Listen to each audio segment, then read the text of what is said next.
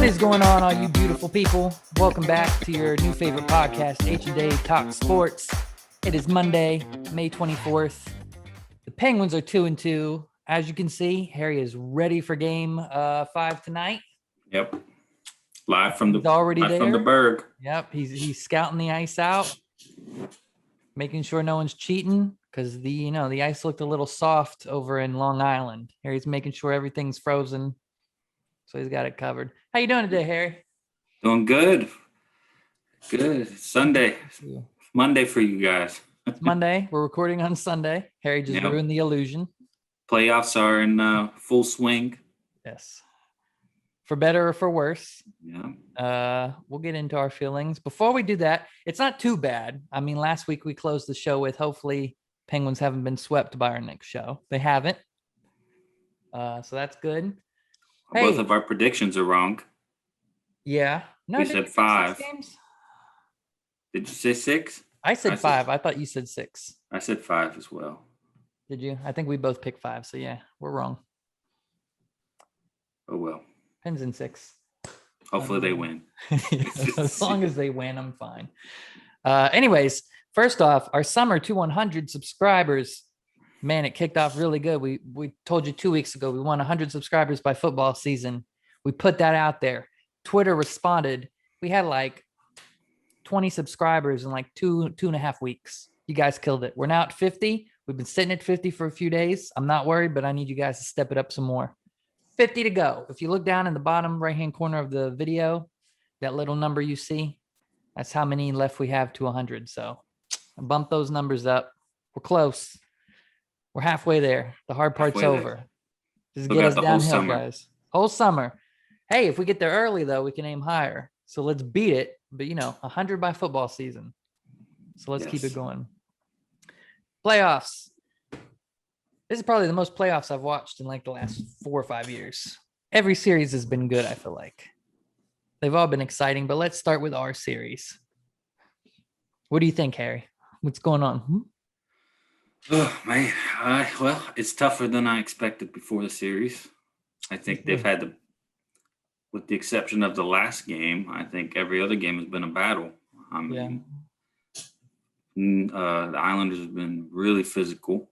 Mm-hmm. And it's been tough. It's been tough sledding. Not an easy series. Unfortunately, it looks like Boston and Washington. I mean, Boston has a chance to close them out today. Yep. They're playing right now. I can hear it in the other room. So just scored. I don't know. Which would be unfortunate if this series is going at least 6. Yeah. Possibly 7, which is a disadvantage. But we'll see. Hopefully it works out and it wakes them up. And I will say, pick it up. Other than the last game, game 4, the Pittsburgh's been in control the entire series. The first game they lost simply because Jari wasn't good. They looked way in control the other 2 games.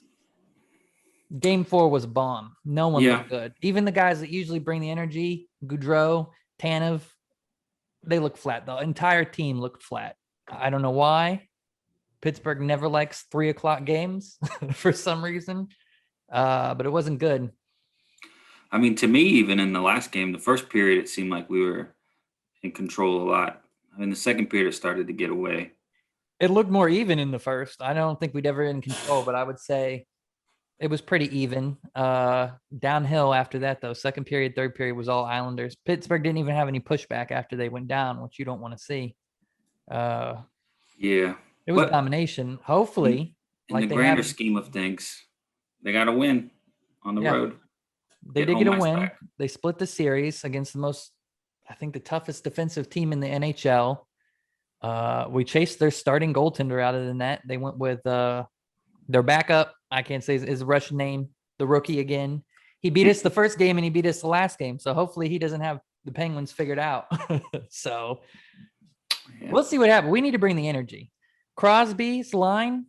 Crosby's been okay defensively, but that line has like 1 point. I think Crosby has 1 assist in the series. Rust and Gensel have been nowhere. You cannot have that in the next game. This is very similar to when the Isles swept the Penguins 2 years ago. The only reason Pittsburgh has been doing better this year is because they have tremendous depth. Depth has been winning them games. The third line and the fourth line have been winning them games. we need to see points. I mean, Crosby making awesome defensive plays, highlight reels that are all over Twitter. It's awesome. But that first line's got to put up points. Your third line can't win you this series. So my prediction, I'm not worried yet. I don't want to sound worried because other than the last game, Pens have been in control. Jari's been better. Power play, I think, has one goal the whole series. You have to get your power play going, and your top lines have to start producing or you're going to lose. And that's what it is. Depth is great for when your top lines are getting shut down, but they're not going to win you the series. It has to be in addition to your top line performing. The depth is for the 1 or 2 games that your top line has off. Well, we've had those games off. Now it's time for the top lines to step up, whether it's Malkin, whether it's Crosby. And Malkin looked pretty good last game, other than, those rage penalties him and Letang took. Which you like to see him play with that fire, but man, he's got to be controlled fire. You can't spend that much time in the box. I mean, he has a reputation. Teams know that it's easy to get under his skin. It used to be Crosby. Crosby's grown above it. You saw in game 3, he got pushed down. He didn't even do anything. He sat there. He's grown above it. Crosby learned. Malkin has not. Letang has not.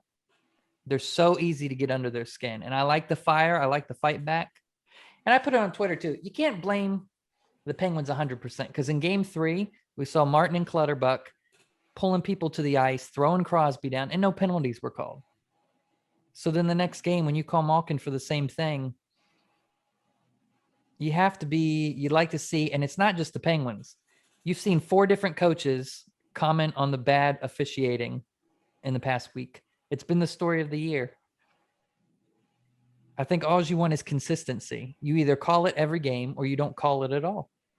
But don't call Malkin and Letang in game 4 and then let Martin and Clutterbuck start line brawls in game 3 and even it out, or don't call anything. And I don't want to be the guy that blames the ref. And I'm not going to blame them for losing. The Penguins have to score goals. But you like to see consistency. Yeah. So that's mildly annoying. But I'm not doom and gloom yet. Big game tonight. Penguins got to get the upper hand here. You don't want to give the Islanders any hope. No, you got to win tonight. You have to win tonight. Islanders You're not going to beat the Islanders 2 games in a row. They feel it. They feel it. They smell blood. They're on a roll. They battled every game, and then they beat them pretty good the last game. So you got to win it. You can't let them go home with a chance to end the series. No, and at home too, nonetheless. So you can see behind Harry in a few hours. They'll be on that ice ready to play. But I'll be here. Guys, join me on Twitter tonight. On Instagram, we'll talk about the game when it goes live. Hopefully they're happy vibes because it wasn't a good look after Sunday. Yep. A lot of people doom and gloom. I see why. But we'll get through it. Pens have been the better team this series other than game 4. I have hope. Next week's show will be an interesting show. Something's going to be happening by next week's show. We'll either be talking about the next series. Yes. Or we'll be discussing what went wrong. So. Yes. And I agree with Harry too. You really want to see Washington win. Like I said, it's Sunday night. The game's going on right now for us. So we don't know. We'll know tomorrow when this airs. But boy, you'd hate to see Boston just sitting there resting up, healing their wounds from this battle that's been going on, waiting for the Penguins. Yeah.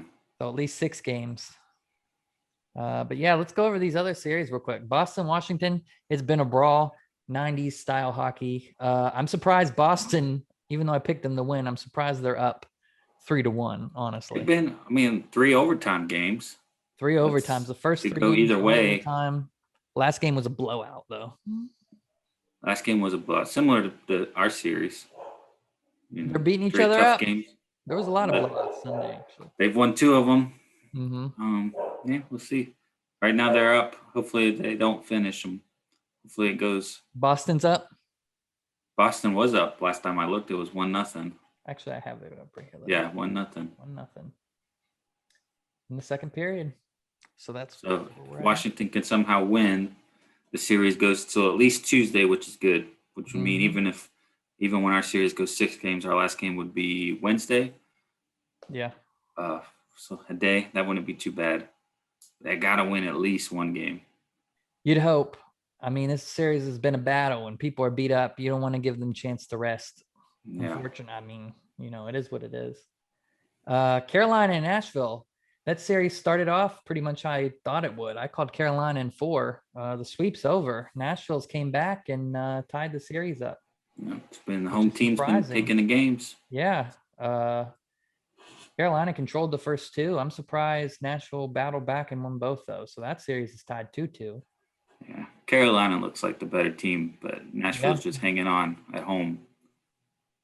They've done better. Hopefully Carolina can get it going here because I feel like they're probably the best team in that division. I don't know.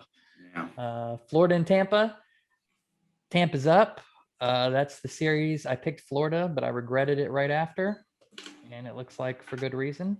Tampa can close that series out. They're up 3-1. So, yeah, that's what I expected, but not what I predicted.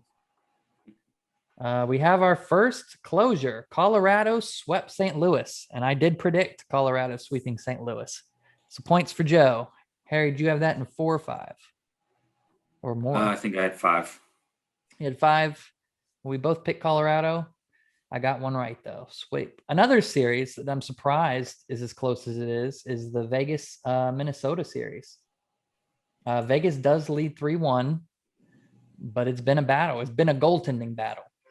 And it's been a great series to watch. That's one series I've been watching every game.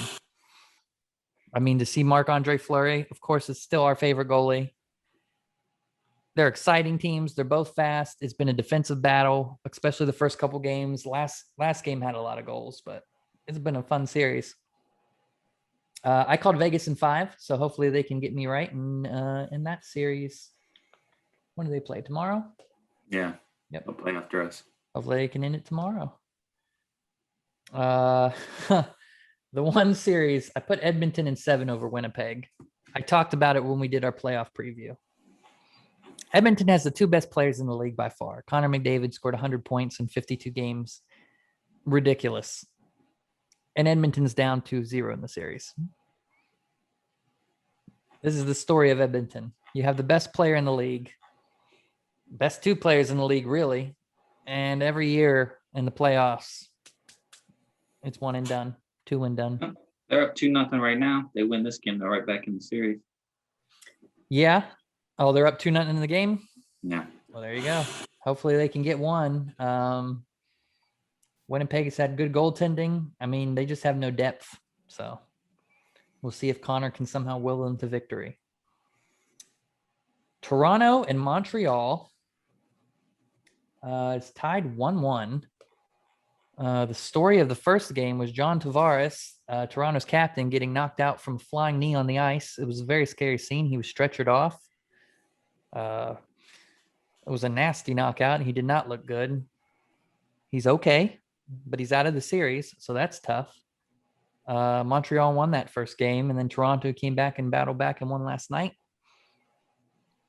We don't know much about that series because it's 1-1.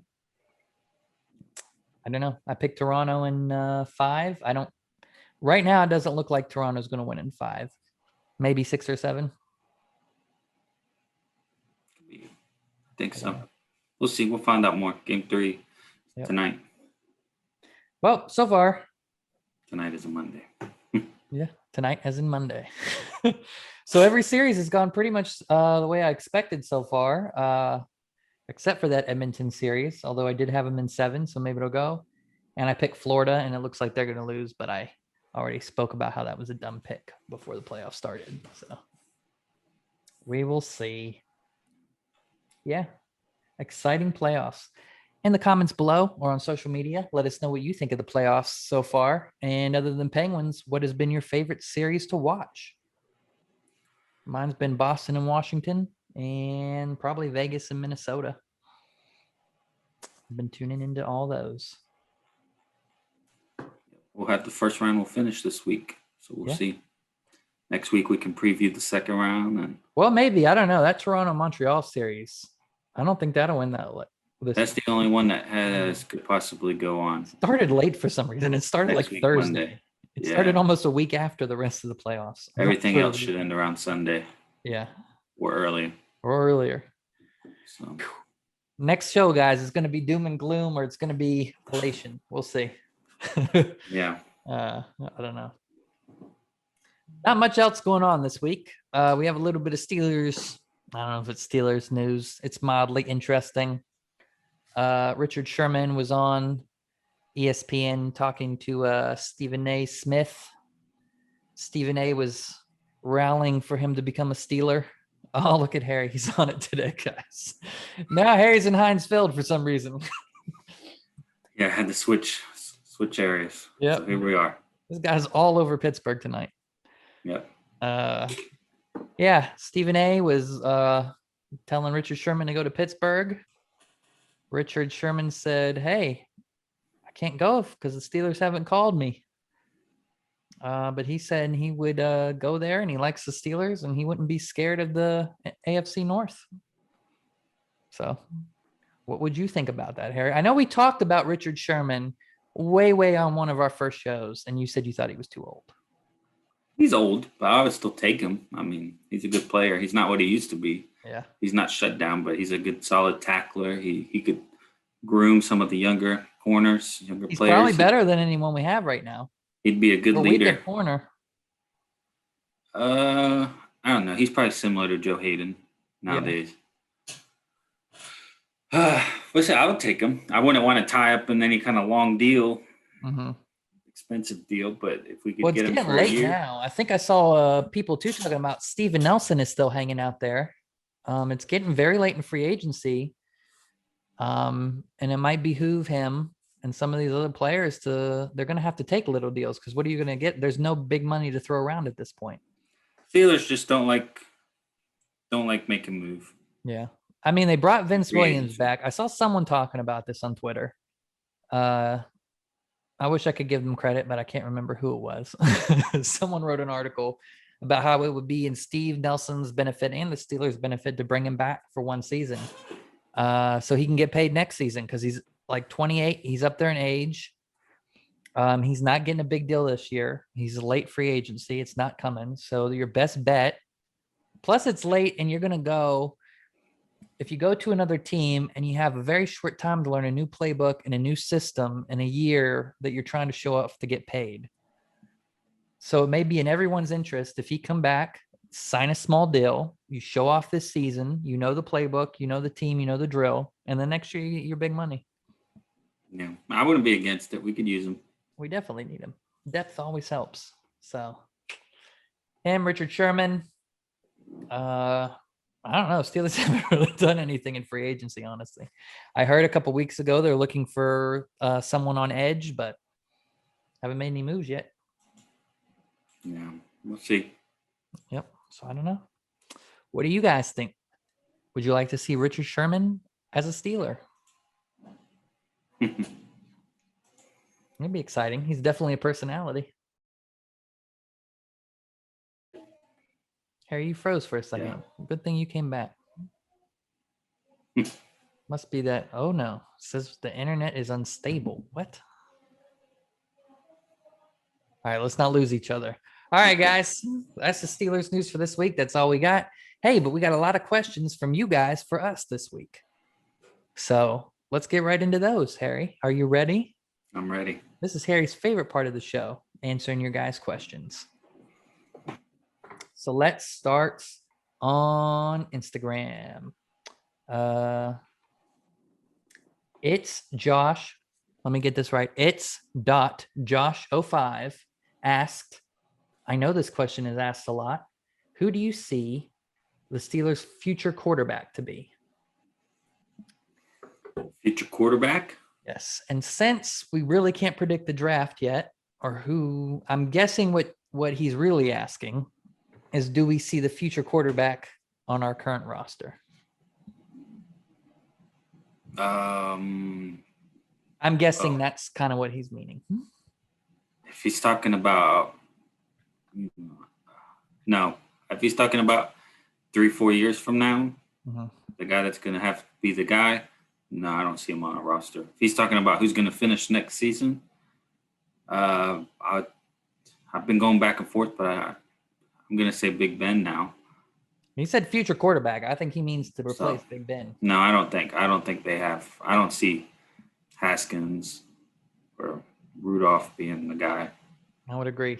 If you mean Rudolph, it's definitely not him. I can tell you that.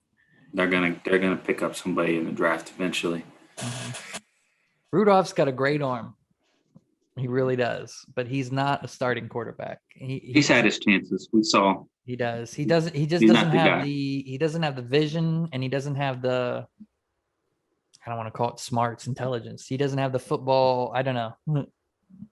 He's just not. He's a backup. Yeah, he's not at the level of a starter. He reminds me a lot. It's funny. We're West Virginia fans, of course. If you follow the channel, we haven't talked about him a lot because there's nothing going on. He reminds me of Will Greer. I mean, in Will Greer's year, everyone thought he was going to be a huge quarterback in the NFL, top 5 pick. I knew he wasn't going to be anything. And it's not a slight on him. It's because he has the same problem. He had a great arm. He has an NFL arm. But I just saw it all season in West Virginia. He's not the big game guy, and he doesn't have that professional QB vision. And now he's sitting, I think he's still in Carolina. He's second or third string. I don't know. Yeah. I mean, that's similar to Rudolph. They both have great arms. Rudolph has a great arm. And Haskins, you don't know. I don't think at this point. I think he's been in the league. He could come to Pittsburgh and be better. But I don't think he's going to step up and be your starter for the next decade. He's not your next Big Ben. So. I think there's more of a chance of him doing it than Rudolph. But yeah, I see Haskins more as he could very well be our starter as we transition into the next era of our quarterback. So he could be our starter for 2-3 seasons while they find someone. Yeah, he could be like a Tommy Maddox, a guy that starts for a season. Kind of an in-between guy. Until the next guy comes in. Mm-hmm. Maybe. I don't even know. Mm-hmm. I think even that's higher than what he's shown so far. But we'll see. Yeah, it's all up to him, really. Next question.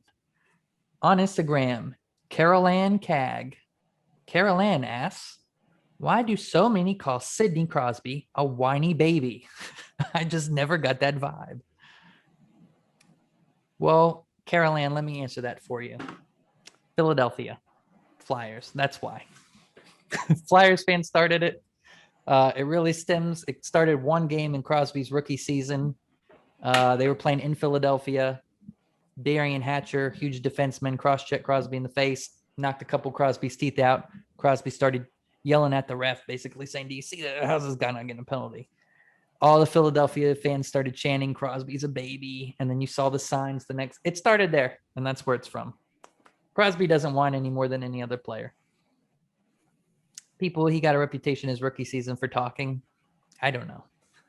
He also got cross-checked in his head almost every game, so. But that's where it comes from. All great things like that come out of Philadelphia.